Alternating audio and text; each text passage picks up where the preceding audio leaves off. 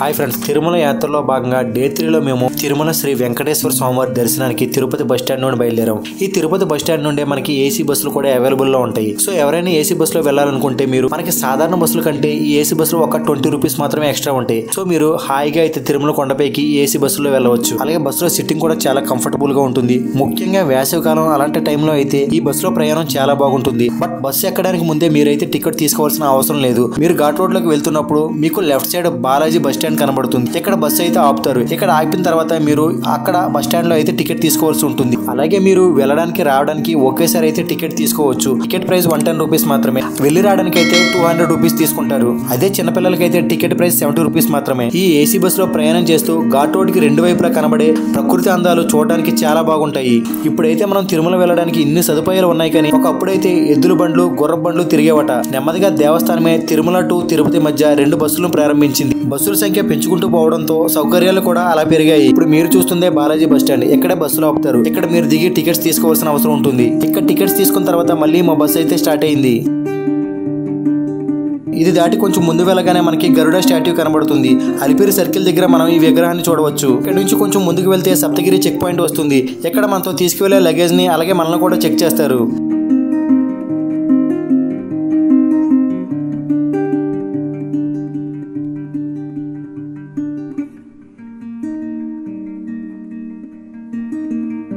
ఇదే మనం చెప్పుకున్న సప్తగిరి చెక్ పాయింట్. ఇక్కడ బస్సులను కాసేపు చెకింగ్ అయ్యే వరకు ఆపేస్తారు. వన్స్ ఇక్కడ చెకింగ్ అయిన తర్వాత ఎవరి బస్సులోకి వాళ్ళు వెళ్ళిపోవచ్చు. కొండపైకి వెళ్లే ప్రతి వెహికల్ కూడా ఇక్కడ ఖచ్చితంగా చెక్ చేస్తారు.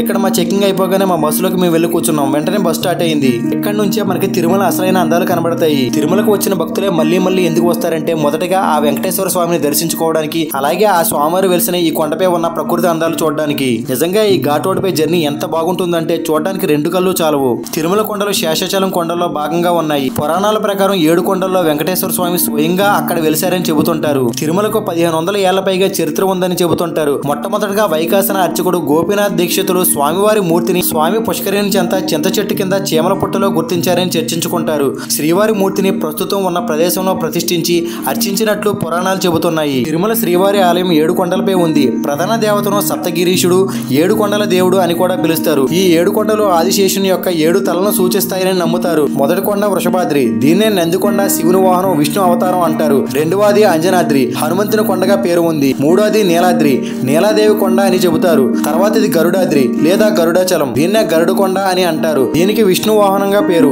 5వది శేషాద్రి లేదా శేషాచలం, విష్ణువు దాసుడైన శేషుని కొండ. ప్రధాన ఆలయం ఈ కొండపై ఉంది. 6వది నారాయణాద్రి, నారాయణ కొండగా చెబుతారు. శ్రీవారి పాదాలు ఇక్కడే ఉంటాయి. 7వది వెంకటాద్రి, వెంకటేశ్వరుని కొండగా పిలుస్తుంటారు. ఇవి తిరుమలలో ఉన్నటువంటి 7 కొండలు. కలియుగ ప్రత్యక్ష దైవం అయిన వెంకటేశ్వర స్వామి కొలువే ఉన్న తిరుమల క్షేత్రానికి దేశ విదేశాల నుంచి నిత్యం వేలాది మంది భక్తులు వస్తుంటారు. కోరిన కోరికలు తీర్చే కొంగు బంగారంగా తిరుమల క్షేత్రం విరాజిల్లుతోంది. నిత్యం వేలాది మంది భక్తులతో సప్తగిరులు సందడిగా కనిపిస్తాయి. కలియుగ కాలంలో పరీక్షలు కష్టాల నుంచి మానవాళిని రక్షించడానికి భగవంతుడు ఇక్కడ స్వయంగా వెలిశారని భక్తుల నమ్మకం. అందుకే తిరుమలకు కలియుగ వైకుంఠం అని కూడా పేరు ఉంది. శ్రీవారి కొండపై శుభ్రత ఎక్కువ. ఇక్కడ ఎక్కడా కూడా మనకి ప్లాస్టిక్ వాడకం అనేది ఉండదు. తిరుమల కొండపై వాటర్ బాటిల్స్ అయినా డ్రింక్ బాటిల్స్ అయినా గ్లాస్ బాటిల్స్ లోనే అమ్ముతారు. ముఖ్యంగా తిరుమల కొండపై తాగునీరు, ఆహార సదుపాయాలు, శ్రీ వెంగమాంబ నిత్యాన్నదాన సత్రం, నిత్యం వేలాది మంది భక్తులకు ఉచితంగా శ్రీవారి అన్నప్రసాదం అందించే తీరు విదేశీ యాత్రికులను సైతం ఆశ్చర్యానికి గురి చేస్తుంది. మరీ ముఖ్యంగా ఇక్కడ ప్రసాదంగా లభించే శ్రీవారి లడ్డూకి ప్రపంచ గుర్తింపు ఉంది. తిరుమల శ్రీవారిని సాధారణ రోజుల్లో 50 నుంచి 70 వేల మంది భక్తులు దర్శించుకుంటారు. బ్రహ్మోత్సవాలు లాంటి ప్రత్యేక సందర్భాలు, పండుగలు, ఇతర సెలవు రోజుల్లో దాదాపు 1,00,000 మంది వరకు భక్తులు వస్తుంటారు. మా సర్వదర్శనం టోకెన్ స్లాట్ వచ్చి ATGH సర్కిల్ లో ఇచ్చారు. మేము ఇక్కడ బస్సు దిగిన తర్వాత ఒక జీప్ మాట్లాడుకుని ATGH సర్కిల్ కి వెళ్ళాము. మనం తిరుమల కొండపై ఒక ప్లేస్ నుండి ఇంకో ప్లేస్ కి వెళ్ళాలంటే ఎక్కువగా కార్లు, జీపులే ఉంటాయి. అలాగే ఫ్రీ బస్సెస్ కూడా ఉంటాయి. మొత్తానికి 1 అవర్ జర్నీ తర్వాత మేము తిరుమల కొండపైకి చేరుకున్నాము. మా దర్శనం టైమింగ్ 2 o'clock కి. మేము 12:30 కొండపైకి వచ్చాము.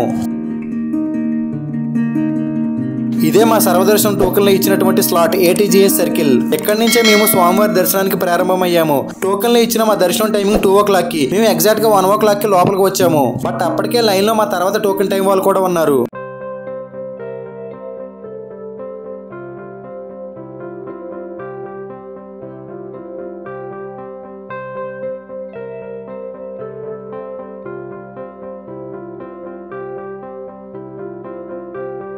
తిరుమలలో నాకు బాగా నచ్చేది ఏంటంటే ఏ టెంపుల్లో కూడా లేని విధంగా క్యూ లైన్ లో ఉండే భక్తుల కోసం తాగునీరు అలాగే టాయిలెట్స్ కూడా ఉంటాయి.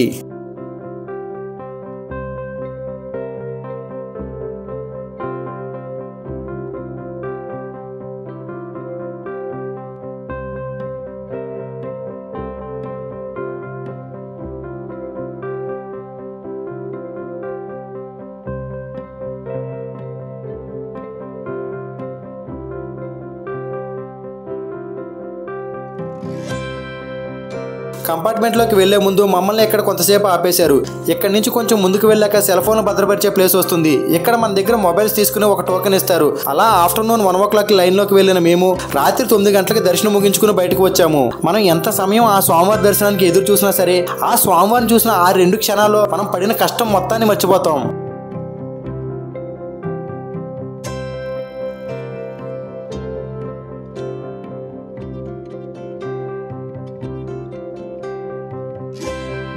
మీరు గుడిలోకి దర్శనానికి వెళ్లే ముందు 2 విషయాలు గుర్తుపెట్టుకోండి. గుడి ఎంట్రన్స్ లో మహాద్వారానికి కుడివైపున వెంకటేశ్వర స్వామివారిని తలపై అనంతాలవారు కొట్టిన గుణపం ఉంటుంది. అలాగే శ్రీవారి ఆలయ మహాద్వారానికి ఇరువైపులా 2 విగ్రహాలు ఉంటాయి. వారే శంఖనిధి మరియు పద్మనిధి. వీళ్ళిద్దరే తిరుమల స్వామివారి సంపదను కాపాడే దేవతలు.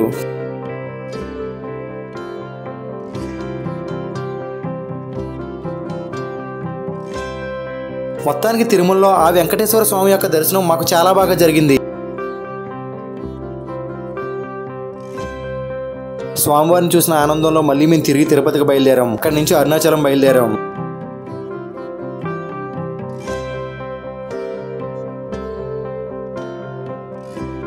ఇప్పుడు మీరు చూస్తుంది కాలినడకన వెళ్లే భక్తుల యొక్క మార్గం. ఈ టైంలో కూడా కొంతమంది భక్తులు మాకు కాలినడక మార్గంలో కనబడ్డారు. నైట్ టైం తిరుమల కొండ మీద నుంచి తిరుపతి చూడడానికి చాలా అందంగా కనబడుతుంది.